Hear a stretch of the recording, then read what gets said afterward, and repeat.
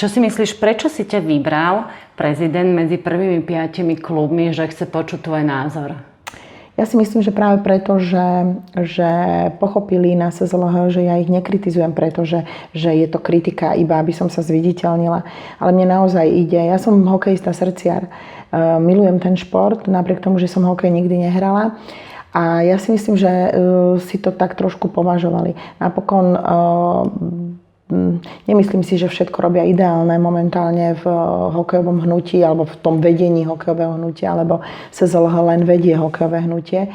Nemyslím si, že všetko je úplne perfektné a ideálne, ale hľadajú nejakú svoju cestu a musím povedať, že kedykoľvek kedysi som to robila tak, že čo sa mi nepáčilo, som medializovala. Dneska to už robím tak, že píšem otvorené listy, že im o tom rozprávam, lebo jednoducho mám k ním zjednodušený prístup, keďže som v podstate v štruktúrach slovenského hokeja.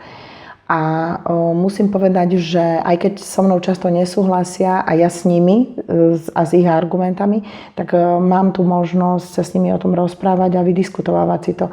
A je to dosť dôležité. Ale tak ako som zvyknutá, ja jednoducho nikdy nekritizujem. A vlastne aj svište vznikli, pretože že mne sa bridí taká tá kritika pre kritiku. Lebo ja nemám ambície byť v hokejovom hnutí, vo vedení SZLH. Ja nemám ambície politické. Ja jednoducho chcem robiť robotu, ktorá ma naplňa a baví. A keď vidím, že sa niekde robia chyby, tak chcem na ne poukázať. A toto mnoho ľudí na Slovensku nechápe. A oni, hovorím, častokrát mi argumentujú, ja s ich argumentami vôbec nesúhlasím, ale mám tu možnosť sa o tom rozprávať a vážim si to. A práve ja som vždycky, tie posledné 3 roky, po každom drafte som vždy na Facebook napísala status, že opäť čakám, kedy mi poďakujú. Alebo ani to nebolo po drafte, to bolo, keď sa v reprezentáciách mládežníckych na majstrovstvách sveta začali objavovať naši chlapci. Čiže Fehervári, Krivošik, Rúžička, tak som vždycky napísala status, že čakám, kedy sa mi niekto ozve zo SZLH a poďakuje mi. A nestalo sa tak ani jedenkrát, až raz ten telefón zazvonil. A na druhej strane teda sa ozvalo, že tu je Martin Kohút, prezident SZLH a ja vám chcem poďakovať a chcem sa s vami stretnúť za všetko, čo ste urobili. Takže sme sa skupina rodičov, lebo to nebolo len o mne, svište neboli ani zďaleka o mne. O mne to bolo len preto, že niekto vždycky tých ľudí musí viesť. Niektorí funkcionári v tých kluboch sa správajú. Poprvé, oni si milia si tie kluby so svojím majetkom, so súkromným majetkom. Milia si, alebo tí ľudia tam niektorí fungujú roky, desiatky rokov a oni asi nevedia si predstaviť, že by robili niečo iné a jednoducho oni ten hokej prznia. Ako svojimi názormi. Ja si stojím za tým, keď som povedala, že už počas minulého vedenia, lebo na Slovensku nebol vychovaný hokejista niekoľko desiatok rokov. To, že sme mali, veď majstri sveta sme boli v roku 2002.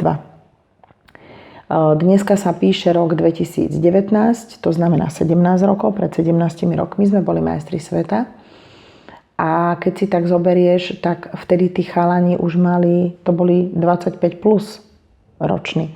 Čiže koľko rokov sme my tu nevychovali žiadneho hokejistu? Dobre, sem tam sa objaví Tatár, sem tam sa objaví, ja neviem, nechcem, lebo ako objavujú sa hokejové mená, 5-6 kusov za celé to obdobie. A to je čo? To je aká produktivita tej výchovy. Veď my tu máme 86 alebo koľko mládežníckych klubov. Čo robia? Čo robili celé tie roky? Spali? Oni sú rovnako zodpovední za stav hokeja ako SZLH. Ja neviem, že ako tí ľudia fungovali doteraz, ale videla som, ako ťažko sa tie kluby na kongrese, keď majú vyjadriť svoj názor, ako ťažko hlasujú. Jednoducho tam si každý klub chce nastavovať pravidlá podľa toho, ako mu to práve vyhovuje. A to nie je dobrá cesta. My ako keby v tom hokejovom hnutí sa zabudlo, že by mal byť definovaný nejaký cieľ. Nejaký cieľ je, ja neviem, prinavrátiť tomu hokeju tú radosť, ktorú máme. My nemáme zadefinovaný cieľ. Nikto z tých ľudí nikdy tam nepovie, že našim cieľom je výchova hokejistu. A hokejistu nielen, aby To nám si robil... nepočula ani raz na tom kongrese? Ja som to ani raz nepočula. Ja som to nikdy nepočula. Jednoducho tam tie kluby sa ťažko... Oni ani nechcú povoliť, aby niekto zo SZLH nastavoval nejaké pravidlá. Ale to môžu povedať aj SZLH? Čo? Vychovávajme mladých ľudí. No tak robia sa akože všelijaké koncepcie, robia sa metodiky, kde je, že definujme hráča 21. storočia. Čiže tam to k tomu smeruje, ale samotne ja si nemyslím, že nositeľkou myšlienky, že vychovajme hokejistu má byť CZLH, veď to sa robí na kluboch. SZLH je dneska v mojom ponímaní, hovorím, to je len Národný športový zväz, ktorý nie je iný ako ostatné zväzy, lebo ja si nemyslím, že ani ostatné národné športové zväzy nefungujú nejako lepšie. Jednoducho neviem prečo je to tak, že Národný športový zväz je v opozícii voči klubom. Ja tomu nerozumiem. Ale nerozumiem tomu, to všeobecne na Slovensku je to tak. Tam sme čítali o tom, čo sa deje v biatlone, keď začínala sezóna. Tam Vlhová, ktorá robí úspechy, lyžiarsky zväz je vlastne jedinou prekážkou v tom ponímaní, kde už otec samotnej pretekárky povie, že to nie je o lyžiarskom zväze a vôbec to nie je niečo akože národné a slovenské, to je vlhatým. Lebo jednoducho takto cítia tí ľudia. A takisto to pozorujeme aj v tom hokeji. Kluby sa dostávajú do opozície voči SZLH. Vieš, ja tam chodím a ja som iba v takom nemom úžase, čo sa tam všetko odohráva, lebo tam sa partičkujú ľudia, tam ako keby, ako mne je šumafuk jedno, či je prezidentom Kohút, alebo či by bol prezidentom teraz Nemček. Mne je to úplne jedno, veď ja s tým nič ako klub nemám. Ja ako klub mám mať vytvorené nejaké podmienky na svoju prácu. Zo SZLH nám teda chodia podľa nejakého kľúča peniaze. Zhodou okolností Trnava je klub, ktorý do veľkého hokeja nevychoval veľa hokejistov, čiže my nejaké veľké dotácie cez ten systém, ktorý je momentálne nastavený, nemáme, ale mám možnosť robiť projekty, dostávajú sa peniaze tak ku mne. Je nastavený nejaký systém, cez ktorý kluby dostávajú peniaze. Peniaze chodia na čas, zmluvy sú robené na čas, čiže voči SZLH ja v podstate momentálne nemám nejakú zášť. To, že si myslím, že by mohli lepšie fungovať súťaže, že by sme mohli hľadať nejakú cestu, ako zatraktívniť tie súťaže, lebo sú skrátka v tej hokejovej metodike sú nejaké chyby, ale na druhej strane si nemyslím, že za toto všetko je zodpovedné SZLH. Ja mám priestor na prácu. Nikto od nich ma nechodí buzerovať. Chodí tam regionálny manažér, ktorý v podstate k nám posúva smerom ku klubom informácie. Chodí tam regionálny tréner, ktorý v mojom prípade je Dušan Milo. Musím povedať, že pracuje skvelo. A sú to skúsení ľudia? Nechodia sa tam náhodou tí ľudia učiť? A chodia sa, no a čo, však aj my sa učíme. Jednoducho dneska ten šport sa tak vyvíja, veď kedysi za čas, keď ja neviem, keď hral hokej, ako ja neviem, Jožo Golonka, Daro Rusnák, tak ten hokej bol úplne niekde inde, ako je dnes. Aj my sa učíme, aj moji tréneri sa stále vzdelávajú a učia sa. Ale predsa len do toho SZLH išli s takou veľkou pompou, nazvime to možno Kohutovci, alebo Zlatička, alebo Zlatá generácia, Zlatí chlapci. Zlatá generácia, tí chalani, podľa mňa, ja som od nich očakávala, že prinesú nejaké skúsenosti, že to, čo načerpali v zahraničí, že prenesú k nám do hokeja. Ale zrejme, keď oni sami boli vo výkone hokejistov, tak asi nemali príležitosť, vtedy ešte nemali deti, čiže nevedeli, ako to chodí v mládežníckom hokeji inde vo svete a učia sa to tiež a myslím si, že ako ja ich vnímam, že sú v tom hokeji len kvôli menu. Ako nejakú pridanú hodnotu alebo nejaké manažerské schopnosti u nich nepozorujem. To je pravda. Sú ale aj také názory, že sú tam aj kvôli peniazom. To ja neviem posúdiť. Naozaj neviem to posúdiť. Akože kvôli peniazom. Že sa tam získajú veľké investície, vďaka ktorým oni predsa len môžu potom veľké projekty rozbehnúť.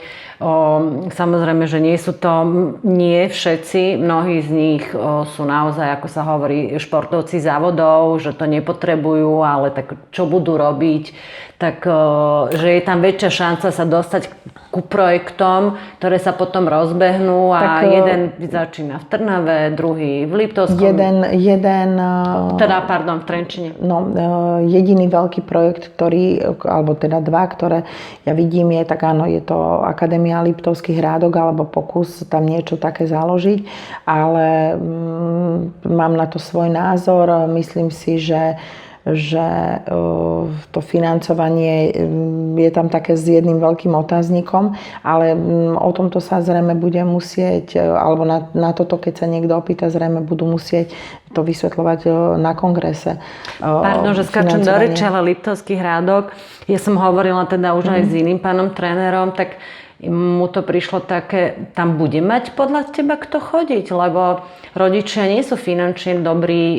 Ja nepoznám ten projekt, ja vôbec neviem, ako to tam majú premyslené, vôbec neviem, ako tam chcú robiť nábor.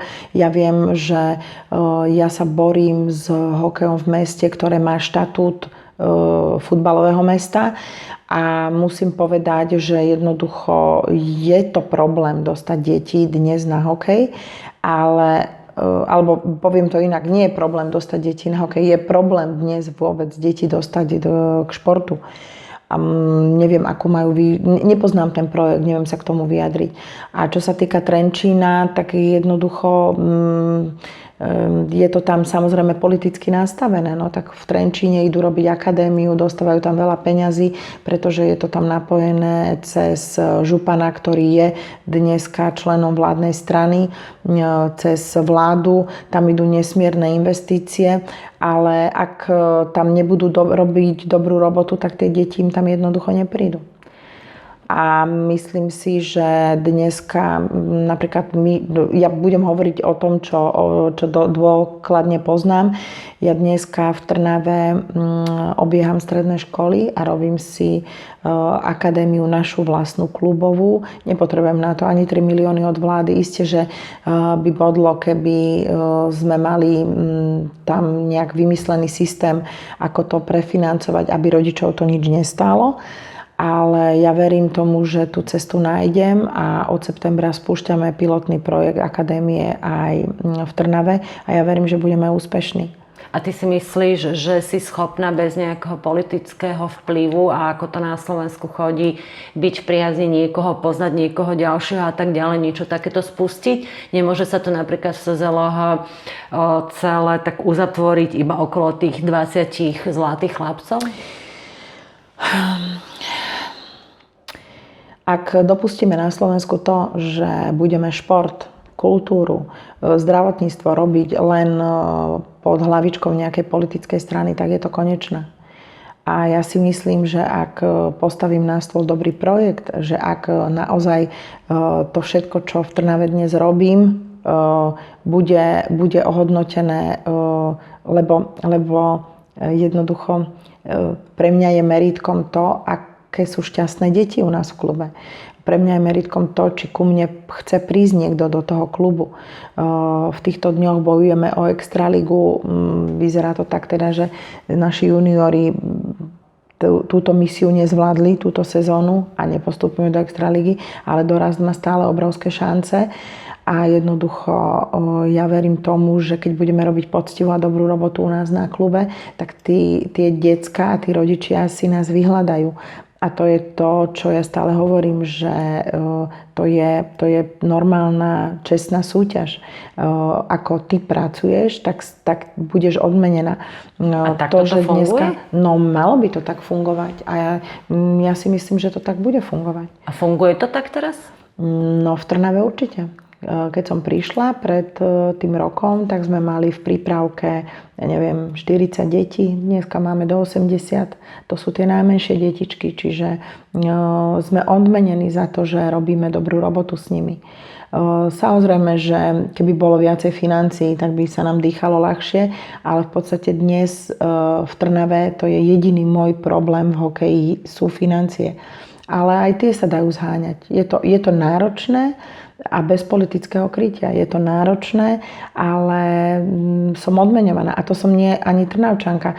A často mi to je teda tak povedané, že keby som bola Trnavčanka, že by to všetko išlo ešte oveľa ľahšie. Jednoducho myslím si, že ak dopustíme to, že sa bude iba politicky vykrývať projekty a že na toto som ani nebola pripravená, teda, že dostanem takú otázku, že či môžu vlastne hokej dnes robiť len zlatí chlapci, lebo majú za sebou nejaké krytie, tak potom ten hokej fakt môžeme zabaliť. Nemá budúcnosť, ak to pripustíme. Veľa sa hovorilo o skupinkách v tom hokeji, veľa sa hovorí o tom, že po majstrovstvách sveta sú všetci zvedaví, kto tam vlastne zostane, kto tam bude zostať. Tak je ten hokej o peniazoch, alebo nie je? Je zväz teraz personálne obsadený tak, že chce robiť hokej, alebo chce robiť marketing a biznis? Čo, Lucia, mňa to vôbec nezaujíma. Mňa to fakt ako klub nezaujíma. Vôbec sa tým nezaťažujem, vôbec toto neskúmam. Snažím sa všetko, čo by som mohla do klubu dostať cez CZLH, zo štátnych peňazí cez CZLH, lebo to je kanál, ktorým prúdia štátne peniaze do hokeja. Snažím sa robiť projekty, snažím sa, opakujem, robiť dobrú robotu. Ak sa mi niečo nepáči v hokeji, nepíšem anonymné listy, ktoré nepodpisujem. Ja sa podpisujem svojím menom a vždy vystupujem pod svojím menom. V hokejovom hnutí chodia anonymné listy. To, že auta vybuchujú, to... No, vybuchujú auta, udávajú sa ľudia. Mne keď sa niečo nepáči, jednoducho ja bojujem, snažím sa bojovať čestnými zbraňami. Ja som žena, ktorá bude mať o chvíľu 50 rokov. Nebolo mi dopriaté, aby som v živote robila povolanie, ktoré som vyštudovala, len preto, že som taká, aká som. Ale toto všetko sa práve v tom hokeji dá zúročiť. Tu naozaj jediný, kto mňa dneska hodnotí, sú rodičia v našom klube a keď budú nespokojní, začnú z toho klubu odchádzať. A jednoducho, keď nebudeme mať deti, nebudeme môcť robiť hokej. Naopak, zatiaľ mám také, ja neviem, či šťastie, alebo odmenu za tú svoju prácu, ani nie ročnú, že sa nám deti, aj ktoré odišli, vrácajú, že nám chodia do hokeja nové deti, že nás vyhľadávajú deti z iných klubov a ja si myslím, že to je to merítko našej práce. Čo tam nájdem v tých kluboch teda po Slovensku, keď budem štartovať? Ľudí bez chuti, farby, zápachu, ľudí bez entuziazmu, ľudí, ktorí zabudli, prečo sú v tých kluboch. A to je strašne smutné. Dneska dokážem vymenovať možno 10 klubov, ktoré si myslím, že robia tú robotu, pretože ju chcú robiť dobre a čestne, že chcú vychovávať hokejistu. Inak je to veľmi zlé. Samozrejme, ja už keď som prišla do hokejového hnutia, ako do Trnavy, tak som často dostávala za svoje názory pohlávky. Sú to od ľudí z klubov, zväčša od ľudí z klubov, pretože oni si nevedia predstaviť, že by so mnou mali spolupracovať, keď ja ich kritizujem. Ale ja ich kritizujem práve preto, že si myslím, že by sa dalo robiť to, čo robíme, ešte lepšie. A v podstate, vieš, ja som sa dostala do takej polohy, že som sám bežec. Že u nás v regióne napríklad sme 4 hokejové kluby. V Piešťanoch pôsobí, v Piešťanoch je klub a okrem toho je juniorka, ktorá je súčasťou iného klubu. Musím povedať, že som bola veľmi sklamaná, keď sme tesne pred ukončením prestupových termínov chceli posilniť náš klub, pretože sme mali veľkú šancu dostať sa do extraligy. A samozrejme, že som išla v prvom rade po hokejistoch, ktorí boli z nášho regiónu, lebo to mi prípada také prirodzené. Tak z Piešťan ani dokonca to nebolo osobne povedané, ale zo všetkých strán sa mi dostávali signály, že pán Lušňák dá hoci komu radšej hokejistov z Piešťan, juniorov, ako do Trnavy. Len do Trnavy nie. Ako prečo? Ja som nikomu nič v tom hnutí naozaj také neurobila. Ak sa mi niečo nepáči, rovno to poviem tomu človeku. Ale ja nebudem privierať oči, keď vidím, že hokej sa stal len obchod s bielým mäsom, lebo si tam prehadzujú deti za tisícky eur, alebo blokujú hráčov, ktorí by sa mohli rozvíjať niekde inde, blokujú ich v pôvodných kluboch, lebo rodičia nemajú na to, aby si ich povyplácali. Kluby nemajú na to peniaze. Ja nemám v Trnave peniaze na to, aby som vykupovala hráčov. Nemám. A myslím si, že takto isto sú na tom väčšina slovenských klubov. Čiže ak my si dneska tam prehadzujeme hráčov cez nejaké tabuľkové výchovné, tak je to na ťarchu rodičov. To rodičia vyplácajú to výchovné. Jednoducho dieťa nie je niekde šťastné, spokojné, nerozvíja sa tak, ako môže, tak málo klubov je takých, že povie, že tak nech si ide aj bez tabuľkového výchovného, aj bez toho, nech si to vyskúša niekde inde. Veľmi málo klubov je takých. Mám takú skúsenosť s Hobou v Bratislave, že Braňo Semančík to takto robí. No, veľmi dobrú komunikáciu mám s Nitrou, s mládežníckym klubom Nitra, s Popradom, ale zväčša je to normálne sprostý obchod s bielým mäsom. Zdeno má vlastne postavenú tú akadémiu, že ja za ňo nechcem rozprávať, určite bude zaujímavé s ním sa o tom rozprávať, ale on jednoducho dáva príležitosť deckám, ktoré určite by v živote si nemohli dovoliť hrať ten hokej. A čo je pre mňa fascinujúce je, že on z tých deciek robí hokejistov a za radom. Ja teda vďaka tomu, že sme boli takí videdenci na začiatku sezóny a že keď som prišla do Trnavy, tak mali sme niektoré kategórie slabšie počtovo a potrebovala som teda urobiť nejaký krok.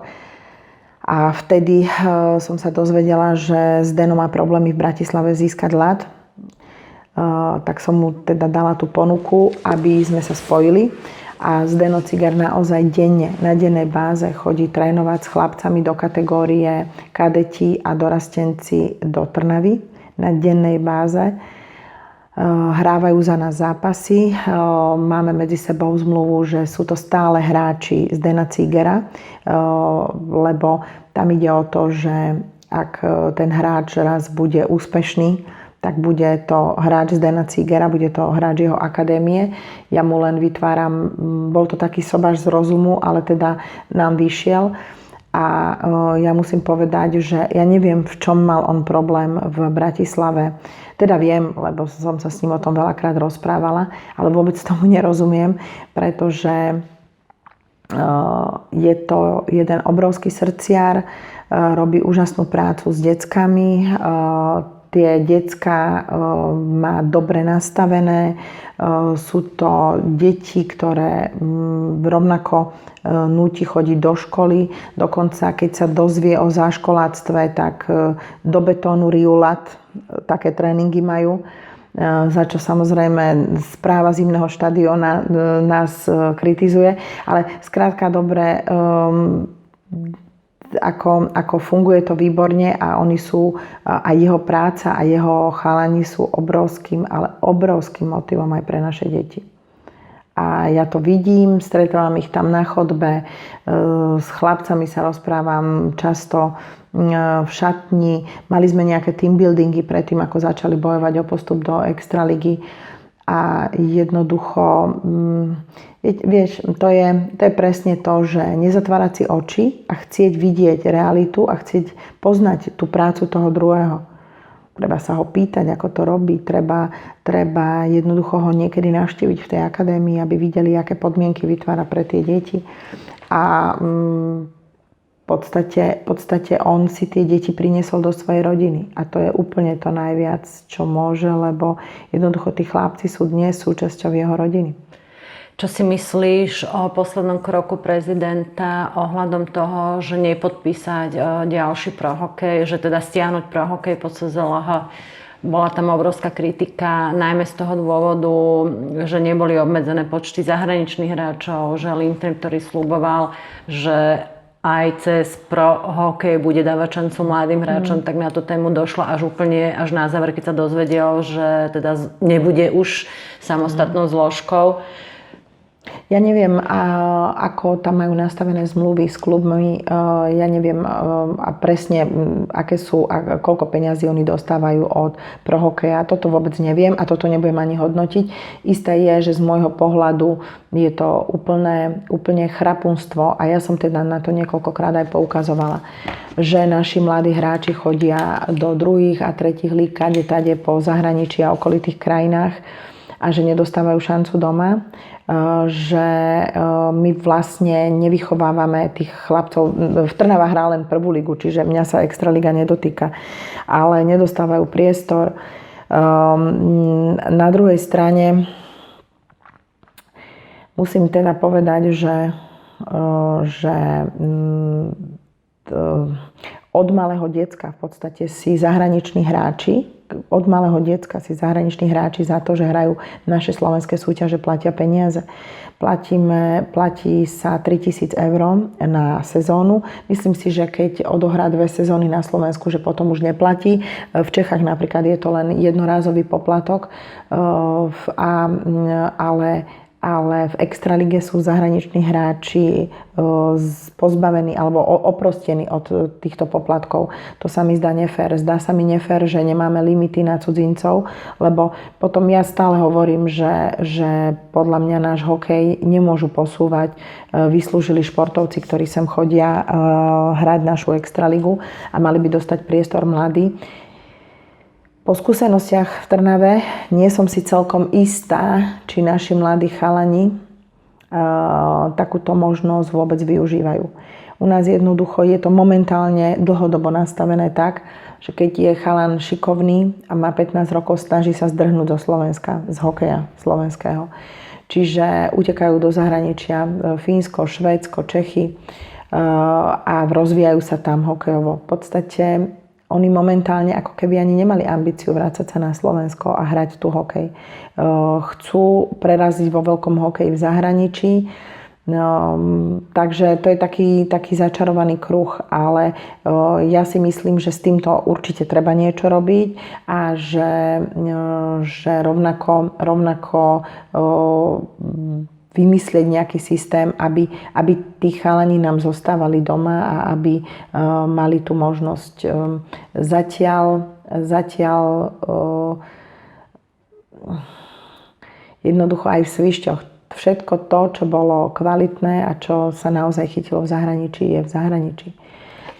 To isté, ja dneska vidím cestu, máme veľmi šikovné deti aj v Trnave a opäť, ak dozrie čas a to dieťa bude pripravené žiť mimo svojej rodiny, tak urobím všetko preto, aby som im pomohla, aby sa išli rozvíjať hokejovo do krajín, kde naozaj sa hokejovo rozvíjajú. A sú v Európe krajiny, nemusia cestovať do Ameriky a do Kanady, sú aj v Európe krajiny, kde sa môžu hokejovo rozvíjať. A nad týmto by sme sa mali všetci zamyslieť v hokejovom hnutí, že prečo my nemôžeme byť takou krajinou. Veď volakedy sa u nás vyrastali hokejisti a vyrastali kvalitní hokejisti.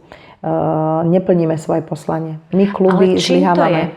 Hej, kluby, ale čím to je teraz? Ty máš nejakého šikovného hráča, dosiahne nejaký vek. Nie ste v extralíge, ale je junior, ja neviem, patrí do kategórie U20. Je to výborný hráč, ktorý ale sa nedostane k veľkému hokeju slovenskému, lebo Trnava príklad nie je v extralíge. Teraz ja chcem veriť tomu, že všimne si ho generálny manažér reprezentácie, že v Trnave je šikovný chlapec, alebo nevšimne si to.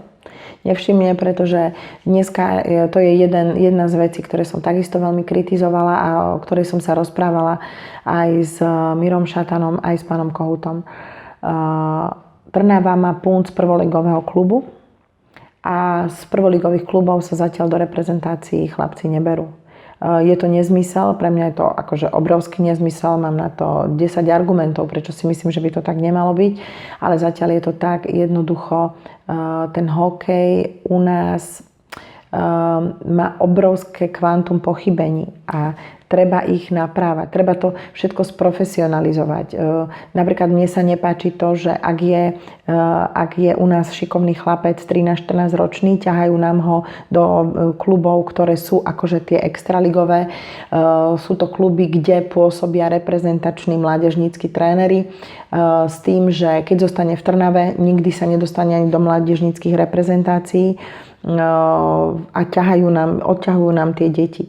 Ale ja nechcem byť, lebo nemôžeme všetky kluby, ktoré nie sú tradične hokejové, nemôžeme byť, že budeme vychovávať len chlapcov do 13 rokov. Lebo dobre, keď nám tých najlepších dvoch odoberú do tých klubov, kde z nich údajne urobia hokejistov, lebo u nás to vraj nemôže byť, tak potom ako sa budú rozvíjať tie ostatné deti? Oni keď nebudú vidieť víziu, že aj u nás aj keď robíme dobrú robotu a napriek tomu sa nedostávame do reprezentácií, tak jednoducho nám tie deti budú odchádzať. No, a je to obrovská škoda.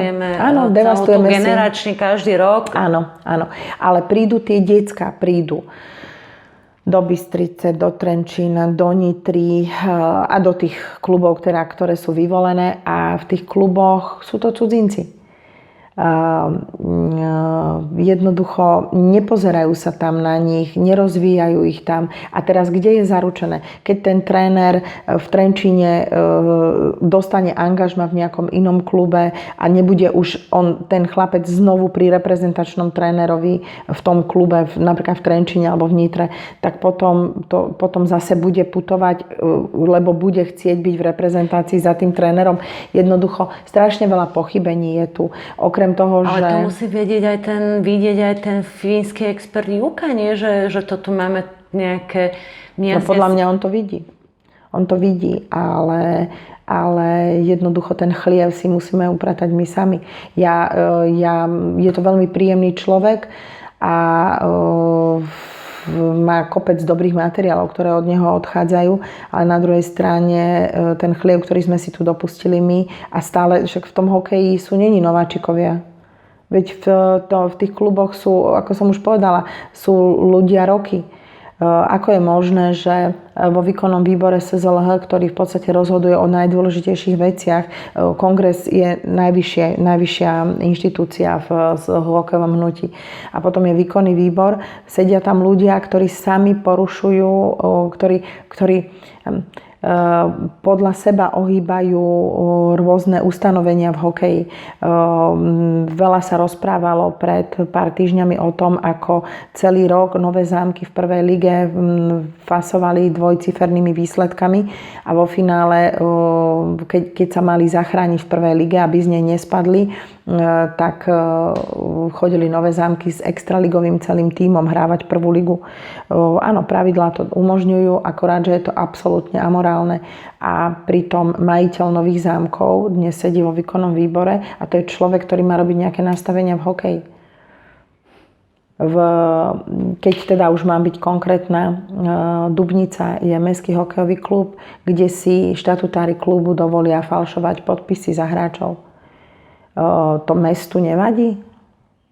No, SZLH to nevadí? SZLH s tým nič nemá. SZLH môže konať vtedy, keď na to niekto upozorní. No, keďže som na to upozornila, dúfam, že disciplinárna komisia konala, lebo ten podnet som dávala a konkrétne na konkrétne veci. Ale to dospelo až tak ďaleko, tam blokovali 2 mesiace hráča, ktorý nikde nemohol hrať. Oni ho tam blokovali, to dospelo až tak ďaleko, že chvála Bohu na jeseň boli komunálne voľby a tesne pred voľbami som poslancom v mestskom zastupiteľstve napísala, že či im toto naozaj neprekáža, lebo je to ich klub, ktorý oni financujú z mestských peňazí, že či naozaj chcú to dohnať až tak ďaleko, že budem tento problém medializovať. Potom sa to vyriešilo za 48 hodín všetko. Adriana, ale to, čo hovoríš, tak vyzerá tak, že tento hokej to tu nezachráni ani najbližších 20 rokov a neviem, aký manažér, ktorý niečo nastavil, lebo to je o ľuďoch. Preto ja hovorím, že pre mňa tá celá, že my stále rozprávame o tom, že SZLH musí inak robiť a generácia zlatých chlapcov, ale s týmto oni nič neurobia. S týmto bordelom tu môže prísť najlepší manažer podľa Forbesu na svete a nič s týmto neurobí, lebo tu najväčší bordel robia kluby. Je to a tak? oni ho predtým nerobili? Ja si myslím, že robili. Ja si myslím, že to oni si idú v takých vychodených kolajách a v takých svojich praktikách a nikto im nikdy nešlapal na krk. Len v tom čase vyrastla tá zlatá generácia. V tomto neporiadku len, alebo ako to nazvať, pod dohľadom prísnejším komunistov, neviem. Ja neviem. Áno, bol vytvorený nejaký systém, fungovali strediska vrcholového športu, bol nejako inak nastavený systém, ale tak dneska my naozaj bojujeme s tým, aby my suplujeme telesnú výchovu na školách. To je ako milión problémov, ktoré v tom dennom živote vlastne stretáme. Naozaj jeden z mojich trénerov vždycky hovorí, že Aďa, ty už pochop, že my dostaneme deti, ktoré majú takto nohy, a kým príde do dorastu, tak im ich dáme takto. No a ono je to tak, ono naozaj, ako človek sa nad tým zasmeje, ale v zápätí mu je z toho trošku ťažko. A jednoducho... Mala si predstavu, že je to až takto hrozné pred tým rokom? Nie. A preto hovorím, že ja z mojich úst, a nie je to preto, že vzhliadam k pánovi Kohútovi alebo k zlatým chlapcom, opakujem, aj voči ich práci a činnosti mám výhrady. Akurát, že je úžasné, že im ich môžem naformulovať, poslať a že oni sa tým zapodievajú. Takto si sa správala údajne, mám informácie na kongrese. Ako ťa prijali tí všetci okolo? Ja viem, čo si o mne myslia, ale ja mám jednu životnú takú výhodu, že mne je úplne jedno, čo si kto o mne myslí.